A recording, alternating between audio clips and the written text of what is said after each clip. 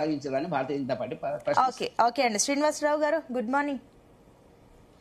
So పార్టీలకు సంబంధించి yes Srinivasarao గారు ఓకేనా, ఆడియో ఓకేనా? Okay okay. సో పార్టీలు ఓకే ఓకే ఓకే వీడియో కనబడుతుంది, విజువల్ ఓకే ఓకే అండి. సో ఒకటి నా ఆడియో అయితే ఉందిగా మీకు క్లియర్ గా? క్లియర్. ఓకే. సో బీఆర్ఎస్ విమర్శిస్తుంది, బీజేపీ విమర్శిస్తుంది, పార్టీలు ఇన్ని వేల కోట్లు వేసినా కూడా మా పైన విమర్శిస్తున్నారు, మంచి చేసినా కూడా మెచ్చుకోవట్లేదు అని చెప్పేసి రేవంత్ రెడ్డి మాట్లాడడం. సార్ నిన్న అన్ని చాలా అంశాలు మాట్లాడారు, వాళ్ళకి సంబంధించి ఒక క్లారిటీ వచ్చింది. సరే ఇవన్నీ విషయాలు పక్క పెట్టినా అంతెందుకు, మనకి ఇప్పుడు లైవ్ లో వెంకటరెడ్డి గారు కూడా ఎగ్జాంపుల్ ఉన్నారు. మాకు ఇన్ని లాస్ట్ టైంలో ఆల్మోస్ట్ చాలా వాయిదాలు మొత్తం ఎగ్గొట్టేసినట్టే ఇప్పుడు 2 ఎకరాల వరకు ఇచ్చేసి చేతులు దులుపుకున్నారు, నిండా ముంచేశారు అని చెప్పేసి అంటున్నారు. దీనికి ఏం చెప్తారు, దీనికి ఏం కమెంట్స్ ఇస్తారు? మీకు ప్యానల్లో ఉన్నటువంటి పెద్దలకు అదేవిధంగా జీటీవీ వీక్షకులందరూ కూడా శుభోదయం. రైతు భరోసా నిధులు వేయడానికి నిన్న ఏర్పాటు చేసినటువంటి రైతు ఆశీర్వాద సభలో రేవంత్ రెడ్డి గారు మాట్లాడినటువంటి దాని మీద వివిధ పార్టీలకు సంబంధించిన వారు విమర్శిస్తున్నారు. ఆ విమర్శించడానికి కారణం కూడా ఒకసారి వాళ్ళు పరిశీలించుకోవాలి. పొద్దున లేస్తే పూర్తిగా రైతు భరోసా ఇవ్వట్లేదు, రైతులకు ఇది చేస్తున్నారు, యూరియా దొరకట్లేదు అని ఏదో ఒక అంశం మీద పార్టీని ఎత్తిపోయడానికి, పార్టీ మీద దుమ్మెత్తిపోయడానికి ప్రతిపక్షాలు చేస్తున్నటువంటి దానికి తిప్పికొట్టాల్సినటువంటి ఆవశ్యకత ఉంది. కాబట్టి కొంత రాజకీయ ప్రసంగంలో ఆయన ఆ విధంగా మాట్లాడాల్సి ఉంది.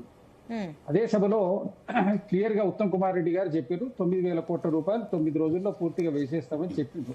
ఎంతవరకు ఇస్తారో ఎంతవరకు ఇవ్వలేదు అనేటువంటి దాని మీద వివరణ అక్కడ ఒక కేబినెట్. అంటే మళ్ళీ అక్కడ కూడా కన్ఫ్యూజన్, ఎన్ని ఎకరాల వరకు ఇస్తారు, ఎన్ని ఎకరాలు ఉన్న వాళ్ళకే వస్తుంది, అది కూడా కన్ఫ్యూజన్ ఉంది. మళ్ళీ ఇన్ని వేల కోట్లు కరెక్టే గానీ ఎవరికి వస్తున్నాయి కూడా క్లారిటీ లేదు. మళ్ళీ 9,000 కోట్లు అంటే ఆల్మోస్ట్ ఆల్ 70 లక్షల పైసలకు ఉన్నటువంటి రైతులందరికీ వస్తాయండి.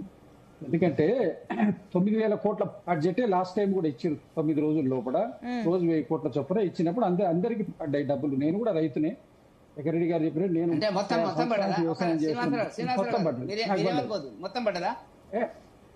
లాస్ట్ టైం అంటే ఈ లాస్ట్ టైం వర్షాకాలంలో మొత్తం పడ్డది. లాస్ట్ టైం 2 ఎకరాలకి పడ్డది. 2 ఎకరాలు ఒకసారి ఎకరం పడ్డది. ఫ్యాక్ట్ ఈస్ ఫ్యాక్ట్, మనం దాని గురించి ఏం లేదు.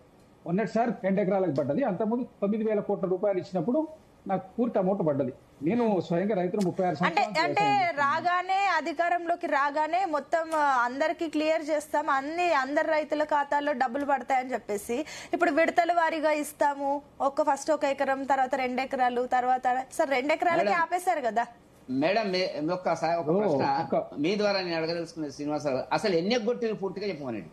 రేవంత్ రెడ్డి గారి అధికారంలోకి వచ్చిన తర్వాత ఎన్ని ఎగ్గొట్టిలు శ్రీనివాసరావు గారు చెప్తామండి. మీరు మాట్లాడడానికి అవకాశం ఇస్తే చెప్పండి, సమాధానం చెప్తాం. మీరు చెప్పండి. పర్లేదు. పెద్దలు వెంకటరెడ్డి గారు అడిగి సంతోషం, ఆయన రైతు, ఆయన గౌరవిస్తూ నేను దాని చెప్తాను, ఇబ్బంది ఏం లేదు. ఒక విషయం ఏంటంటే ఇప్పుడు కొన్ని వాయిదాలు పడని మాట వాస్తవం, యథార్థం, ఎవరైనా ఒప్పుకోవాల్సిన విషయం. అది ఆన్ రికార్డు ఉండేటువంటిది, ఎవరు మన అబద్ధం మీడియాలో చెప్పినంత మాత్రాన అడిగేటువంటిది కాదు. వెంకటరెడ్డి గారు దాని నుంచి పూర్తి క్లియరెన్స్ ఇచ్చిండ్రు. ఇది ఎన్నికల తర్వాత జరిగినటువంటి 7,000 కోట్ల రూపాయలు పార్లమెంట్ ఎన్నికలకు ముందు వేసినటువంటి అమౌంట్, ఆ తర్వాత రైతు భరోసా మీద కొంత జరిగినటువంటి విస్తారమైనటువంటి దీంట్లో పూర్తిగా దాన్ని క్లారిటీ చేసి బయటకు వచ్చే వరకు లాస్ట్ ఇయర్ వానాకాలంలో పూర్తి స్థాయిలో అందరికి ఇవ్వడం జరిగింది. మొన్న ఇవ్వడములో కొద్దిగా జాప్యము, 2 ఎకరాల వరకు ఇచ్చి మిగిలింది ఇవ్వలేకపోయినరు. సరే, ఏదో విధంగా ఈసారి పూర్తిగా అందరికి ఇవ్వడం, కంటిన్యూషన్ గా దీన్ని తీసుకుపోయేటువంటి దాంట్లో ఉన్నారు. అయితే పూర్వపరాలకు ఒకసారి మనం పోయినప్పుడు బీఆర్ఎస్ పార్టీ ఎప్పుడు రైతు భరోసా, రైతు బంధు పథకాన్ని పెట్టింది 2018 ఎన్నికలకు ముందు. 2017లో ధరణి పాస్బుక్లు తోటి అనుసంధానం చేసి దీన్ని పథకాన్ని పెట్టి ఫస్ట్ టైం చెక్ల రూపంలో ఇచ్చిండ్రు. తర్వాతలో అకౌంట్లో వేయడం జరిగింది. వాళ్ళు ఎన్నికలు కాగానే ఇమీడియట్ గా ఒక వాయిదా వాళ్ళు ఇవ్వలేదు. తర్వాత కూడా ఒక వాయిదా 3 ఎకరాల వరకు 4 ఎకరాల వరకు వేసి ఆపేసింది. 2 వాయిదాలు వాళ్ళు కూడా ఇవ్వలేదు. నేను విమర్శ కోసం చెప్తలేను, జరిగినటువంటి యథార్థం మీరు కూడా గూగుల్లో కొడితే మీకు క్లారిటీగా తెలుస్తుంది. నేను స్వయంగా రైతునే కాబట్టి నాకు అనుభవపూర్వకంగా చెప్తున్నా మీకు. ఒక వాయిదా ఎన్నికలు కాగానే ఇవ్వలేదు, 2018 ఎన్నికలు కాగానే ఇవ్వాల్సినటువంటి వాయిదా ఇవ్వలేదు. ఆ తర్వాత 4 ఎకరాల వరకు ఇచ్చి ఆపేసిండ్రు. రైతు భరోసా వాళ్ళు ఒక్కసారి ఎప్పుడు ఇవ్వలేదండి. మీరు టంచన్గా ఒక్కరోజు ఎప్పుడు పడలేదు. 9 రోజులు, 10 రోజులు, నెల రోజులు, 45 రోజులు పడ్డ రోజులు ఉన్నాయి. 45 days. నేను పెద్ద రైతును కాబట్టి నాకు లాస్ట్కి వచ్చేది. అందుకోసం అన్ని 45 days 2 months కూడా పెట్టినటువంటి వాయిదాలు, అంటే జనవరిలో డిసెంబర్లో ఇవ్వాల్సిన వాయిదా మార్చి ఏప్రిల్ వరకు కూడా ఇచ్చింది. ఓకే, మీరు ఎప్పుడో జూన్ జూలైలో ఇచ్చే డిసెంబర్ వరకు కూడా ఇచ్చింది. జాప్యం ఎందుకు జరిగింది? ఒకటి బీఆర్ఎస్ నుంచి కూడా ఒక మెయిన్ పాయింట్ ఒకటి ఉంది. ఏంటి, బీఆర్ఎస్ కూడా అదే మాట అనింది. ఎందుకంటే నార్మల్ గా సీజన్ స్టార్ట్ అయ్యే ముందు రైతులకు ఆ డబ్బులు ఇస్తే అది వాళ్ళు ఆ ఎరువులకు కానీ ఇంకా వేటికో వాటికో వాడుకునే వాళ్ళు, సంబంధించి కొనుక్కునే వాళ్ళు, విత్తనాలకు సంబంధించి వాటికి ఉపయోగపడేది. ఆ సీజన్ అంతా అయిపోయిన తర్వాత వేస్తే దేనికి పనికిరాదు కదా. అసలు అది కూడా ఎప్పుడు వస్తుంది, ఏంటి ఎగ్గొట్టేయడం. ఒకటి ఇప్పుడు మేము ఇచ్చే అన్నారు, మరి వాళ్ళు ఇచ్చినప్పుడు 3 నెలలు 4 నెలలకు ఇచ్చిండ్రు. జూన్లో సీజన్ స్టార్ట్ అయితే మీరు ఇందాక రైతు అన్నారు కదా శ్రీనివాసరావు గారు, బీఆర్ఎస్ హయాంలో మీకు ఎంత వచ్చింది? అప్పుడు కరెక్ట్ టైం కి వచ్చిందా? ఇప్పుడు ఎట్లా వస్తుంది మీరే చెప్పండి. మరి అదే చెప్తున్నా కదండి, అమౌంట్ పడ్డది కరెక్ట్ టైంకి ఏం పడలేదు. 10 రోజుల్లో ఏం పడలేదు. 45 రోజులు పట్టింది, 2 నెలలు పట్టింది, 3 నెలలు పట్టింది. ఒక్కో టర్మ్ ఒక తీరు, ఒకసారి 2 సార్లు కరెక్ట్ టైంకి వేసిండ్రు. వాళ్ళు వేసినటువంటి 10 వాయిదాలు, 9-10 వాయిదాల లోపల 2 వాయిదాలు, ఒక వాయిదా పూర్తిగా ఎగ్గొట్టి, ఒక వాయిదా సగం వరకు వేసి ఎగ్గొట్టి, 4 ఎకరాల వరకు వేసి ఎగ్గొట్టిండ్రు. తర్వాత వేసినటువంటి 9-10 వాయిదాల్లో ఒక 3-4 వాయిదాలు మాత్రం సరిగా పడ్డాయి. మిగిలిన అన్ని కూడా మీకు ఇప్పుడు 3 నెలలు, 2 నెలలు, 4 నెలలకు పడ్డాయి. నేను స్వయంగా నా అనుభవంతో చెప్తున్నా. మీకు కావాలంటే మీకు రికార్డుతో సహా సబ్మిట్ చేయగలుగుతాం.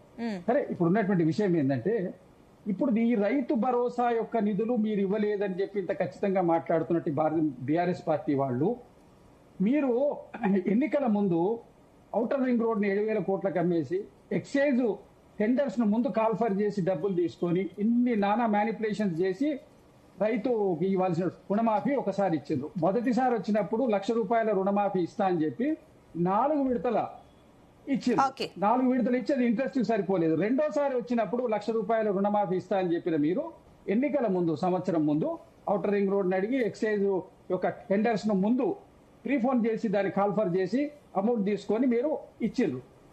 మేము 22,000 కోట్ల రూపాయల రుణమాఫీ ఇవ్వడం జరిగింది.